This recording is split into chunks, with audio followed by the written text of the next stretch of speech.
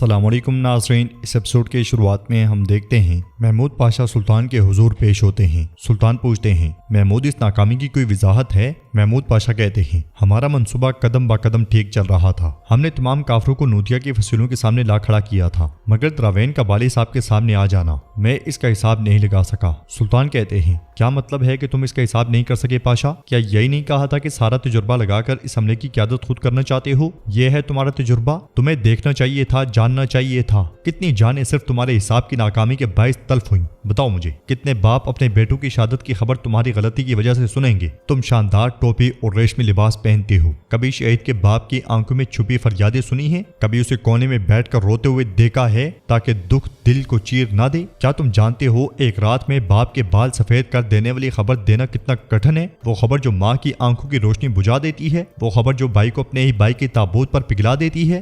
محمود پاشا کے پاس سلطان کے کسی سوال کا جواب نہیں ہوتا اور سلطان کہتے ہیں ایسی خبر دینا میدان جنگ میں تلوار چلانے سے کہیں زیادہ حوصلہ مانگتی ہے۔ کیا تم میں اتنا حوصلہ ہے محمود تاکہ بتا سکو کہ ان کا بیٹا تمہاری خطا کے باعث شہید ہو گیا ہے؟ کیا تم میں ہمت ہے یہ اعلان کرنے کی؟ یہ کہتے ساتھ ہی سلطان تخت پہ جا بیٹھتے ہیں اور محمود پاشا کہتے ہیں سلطان معظم میں جانتا ہوں، میں سب جانتا ہوں۔ سلطان کہتے ہیں تمہارے زیر قیادت حملے نے زمین کو خون سے لال کر دیا ہے، لاشیں ہمارے قدموں کے آگے ڈھیر ہو گئیں، خون کی ایک باقاعدہ نہر بہہ نکلی ہے۔ محمود پاشا کہتے ہیں سلطان صرف غدار کو ڈھونڈنے کے لیے۔ سلطان ان کی آواز کاٹتے ہوئے کہتے ہیں دیکھو محمود، تم نے کہا کہ ولاد غدار ہے، اس کے مطابق منصوبہ بنانا چاہیے۔ تم نے کہا کہ تم اس منصوبے کی قیادت کرنا چاہتے ہو، کہاں ہے غدار؟ بتاؤ کہاں ہے غداری؟ محمود پاشا کہتے ہیں میرے سلطان، آپ بھی جانتے تھے کہ ولاد غدار ہے، ہمیں صرف ثبوت چاہیے تھا اور وہ ہمارے پاس تھا۔ ہم غدار کو نہ پا سکے اور اس کا مطلب ہے کہ صرف ایک ہی امکان رہ جاتا ہے، یقیناً دراوین نے کومینوس کے منصوبے کی نافرمانی کی ہوگی۔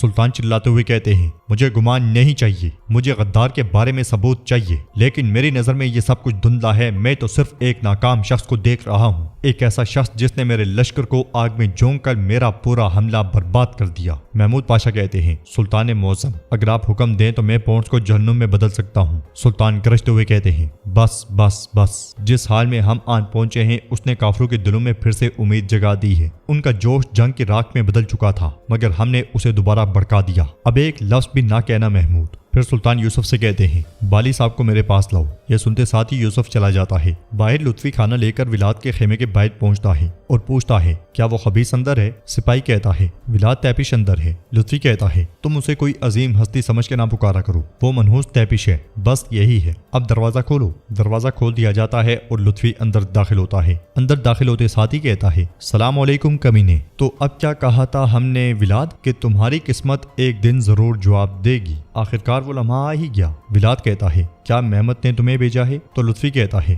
محمد نہیں رہا ولاد، اب وہ فاتح سلطان محمد خان ہے، اور ویسے بھی انہوں نے مجھے بھیجا نہیں بلکہ حکم دیا ہے۔ ولاد اوپر دیکھتے ہوئے پوچھتا ہے کیا میرا بھائی محمد مجھے بلا رہا ہے؟ لطفی غصے سے کہتا ہے لا حول ولا قوت، تم اسے بھائی کہنا بند کر دو۔ ولاد فاتح سلطان محمد خان حضرت کہنا چاہیے، خود کو آسمان پر بیٹھا سمجھنا چھوڑ دو، وہ بھائی چارہ تو ختم ہو چکا ہے۔ ولاد غصے میں اٹھتا ہے تو جانصری آغا ایک دم سے اس کے سامنے آ جاتا ہے۔ لطفی غصے سے کہتا ہے تم شاید اندر سے بڑے ہو گئے ہو، لیکن تم اب تک مجھے جان نہیں سکے ولاد، اب تو سب ختم ہو چکا ہے، تم ہار گئے ہو، اور اب سب دیکھیں گے کہ تم اصل میں کتنے حقیر ہو۔ یہ کہتے ساتھ ہی لطفی پلٹ جاتا ہے۔ ادھر بالی سلطان سے کہتے ہیں ہم جب ڈھکے ہوئے برجوں کو پار کر کے آگے بڑھے تو دراوین ہمارے سامنے آن کھڑا ہوا، ہم نے اس کے سرماؤں سے مقابلہ کیا، مگر سلطان پوچھتے ہیں ہمارا جانی نقصان کیا ہے؟ تو بالی کہتے ہیں ہمارے بہت سے اکنجی شہید ہو گئے اور میرا بھانجا مصطفیٰ اور کئی اور بھی قید کر لیے گئے۔ یہ سن کے سلطان غصے میں محمود پاشا کو دیکھتے ہیں۔ محمود پاشا بالی سے پوچھتے ہیں بالی صاحب کیا یہ ممکن ہے کہ وہ کافر دراوین دیوار گرنے کے فوراً بعد ہی وہاں آن پہنچا ہو؟ کیا تم تیزی نہیں دکھا سکتے تھے؟ بالی کہتے ہیں ہم نے وہی کیا جو آپ کی تدبیر تھی پاشا، اگر دراوین اور اس کے سرماؤں نے گات نہ لگائی ہوتی تو وہ ہمیں کبھی نہ پکڑ پاتے۔ سلطان کہتے ہیں اب باتوں کے دور کا خاتمہ ہو چکا ہے۔ پھر کھڑے ہو کر کہتے ہیں شہنشاہ نے بھی ہماری باتوں پر کان نہیں دھرا تو اب ہماری تلواریں بولیں گی، اس نے ہماری دعوت نہیں مانی تو اب سیاہ تلواریں اس کے غرور کو توڑ ڈالیں گی۔ جتنا ہم نے خون بہنے سے روکنے کی کوشش کی اتنا ہی اس نے ہمارے جوانوں کا خون بہایا، تو اب سمندر بھی ان کے لہو سے لال ہو جائیں گے۔ جب وہ اسلام کی نرم روشنی سے سیدھا نہ ہو سکا تو اب ترکوں کے غضب کی آگ میں جل کے راکھ ہوگا۔ پونس میں ٹوٹی ہوئی دیوار کی مرمت جاری ہوتی ہے۔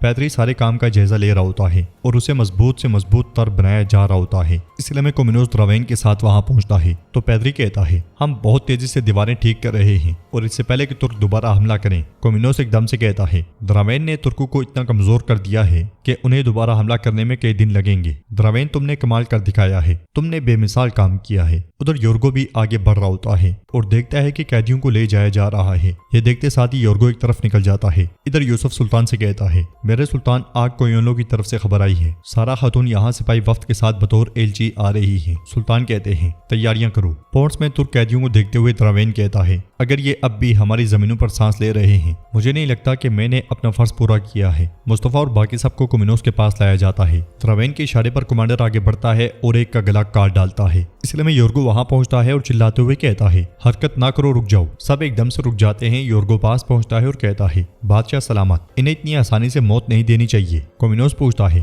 ہم ان کا کیا کریں گے، کیسے استعمال کریں گے؟ تو یورگو کہتا ہے یہ بہت فائدہ مند ہے افندی، یہ ہمارے سپاہیوں کی دیواروں کی مرمت میں مدد کر سکتے ہیں اور اس طرح ہمارے سپاہی غیر ضروری طور پر نہیں تھکیں گے۔ کومینوس کہتا ہے اب مجھے پتا چل رہا ہے کہ میں نے تمہیں میگا ڈیوک کیوں بنایا، انہیں لے جاؤ، یہ تمام کام کریں گے جو کرنے کی ضرورت ہے۔ یہ سنتے ساتھ ہی سپاہی انہیں دھکیلتے ہوئے لے جاتے ہیں۔ ادھر سلطان اسحاق کے ساتھ منصوبہ ترتیب دے رہے ہوتے ہیں اور کہتے ہیں آگ کوئنلو حکمران اوزون حسن کی والدہ سارا خاتون وہ ہم سے ملنا چاہتی ہیں، تم ان کا استقبال کرو گے اسحاق؟ مجھے عزت میں کمی نہ دکھائی دے، میں جانتا ہوں کہ تم نہیں کرو گے، لیکن پھر بھی میں تمہیں پہلے سے خبردار کرنا چاہتا تھا۔ اسحاق کہتا ہے میرے سلطان سارا خاتون بہت محبت سے کلام کرتی ہیں، اگر اوزون حسن اپنے والدہ سارا خاتون کو ایلچی کے طور پر یہاں بھیج رہا ہے جبکہ اس کے پاس بہت سے وزیر ہیں تو پھر وہ آپ سے محاصرہ اٹھانے کو کہیں گی، لیکن میرے سلطان سارا خاتون واقعی ہوشیار ہیں، وہ اچھی طرح جانتی ہیں کہ کیا کہنا ہے، کہاں کہنا ہے اور کیسے کہنا ہے، اور میں ایک بات اچھی طرح جانتا ہوں آپ کسی بھی صورت محاصرہ اٹھانے کے لیے راضی نہیں ہوں گے، لیکن اگر آپ ایسا نہیں کرتے تو آگ کوئنلو نہیں رکے گا،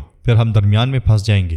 ہمیں سمجھداری سے سیاست کرنی ہے سلطان۔ سلطان کہتے ہیں ہم اپنا جواب پونٹس قلعے کو 3 ہلالوں سے مزین کر کے دیں گے۔ اسحاق پوچھتا ہے کیسے؟ کیا ہم سارا خاتون کی میزبانی کریں گے؟ ہمیں محتاط رہنے کی ضرورت ہے میرے سلطان، سارا خاتون کو یہاں رکھنا واقعی مشکل ہوگا، اگر وہ ڈر گئیں تو وہ سیدھا اپنے بیٹے کے پاس واپس چلی جائیں گی۔ سلطان کہتے ہیں اسحاق پاشا تم سفید خیمہ بناؤ، سفید بھیڑ قربان کرو اور راستے میں سفید قالین بچھاؤ۔ ہم سیاست کرنا جانتے ہیں، ہم محبت سے بات کرنا جانتے ہیں، ہم جانتے ہیں کہ ہم سب کے لیے اللہ کافی ہے۔ یہ سن کے اسحاق چلا جاتا ہے۔ پونٹس میں مصطفیٰ اور اس کے ساتھیوں سے کام کروایا جا رہا ہوتا ہے۔ مصطفیٰ اپنے ایک ساتھی سے کہتا ہے ہم پہلے موقع پر حملہ کریں گے، ہم جتنے زیادہ سر لیں گے اتنا ہی بہتر ہے۔ اسے باتیں کرتا ہوا دیکھ کر پیچھے سے ایک بازنطینی سپاہی اس کے سر پہ وار کرتا ہے۔